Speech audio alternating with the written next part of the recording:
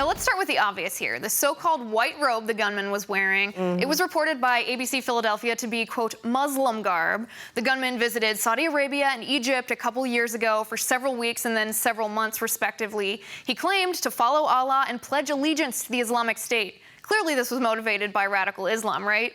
Well, don't jump to any conclusions, Liz, because I don't know if you saw the new mayor of Philadelphia come out, but he said in no way, shape, or form does this represent Islam. And I wondered to myself, Liz, was this a press conference or was this a sermon? Because he sounded like he was trying to preach about the religion to me. And last time I checked, I thought we had a separation of church and state. On top of the fact that I think it's really obvious that when someone says they're murdering in the name of Islam, they're kind of murdering in the name of Islam.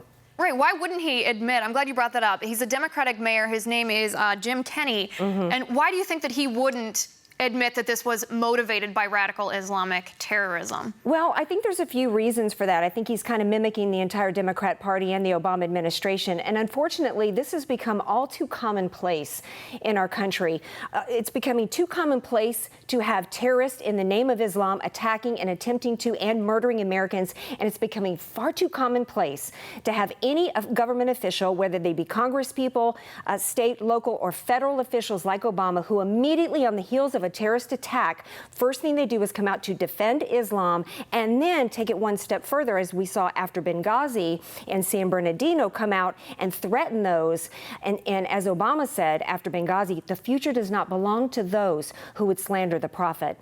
So lots of conspiracies and lots of theories as to why the Democrats in the Obama administration are doing this. I say... Yeah, let's take a step back and look at that, because I think you're right in the sense that the Philadelphia mayor, that's more of a microcosm of the progressives as a whole, their refusal to admit that the problem stems from radical Islamic beliefs, because they say they're afraid of offending the millions of peaceful Muslims who don't believe the same radical beliefs or don't believe in jihad. What is their motivation down at the bottom? President Obama or the people advising him, why won't they admit that the problem stems from radical Islam?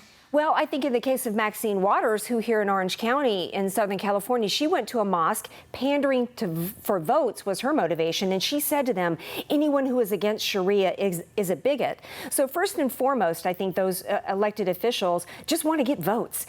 And so that's one of the reasons why they're in denial. I think there are many people who also just are idealistic and just don't want to accept the truth. And the truth of the matter is, Liz, is even though we might have the left loves to tell us we have 1.8 billion Muslims around the world, and many of them are peaceful, and it's just a small percentage that are radical, when in reality, close to 90% of Muslims all around the world have answered polls to say that they are anti-Semitic. Almost 75% have said that they believe in death for apostates and for non-Muslims. So there actually is a problem in the ideology that we face.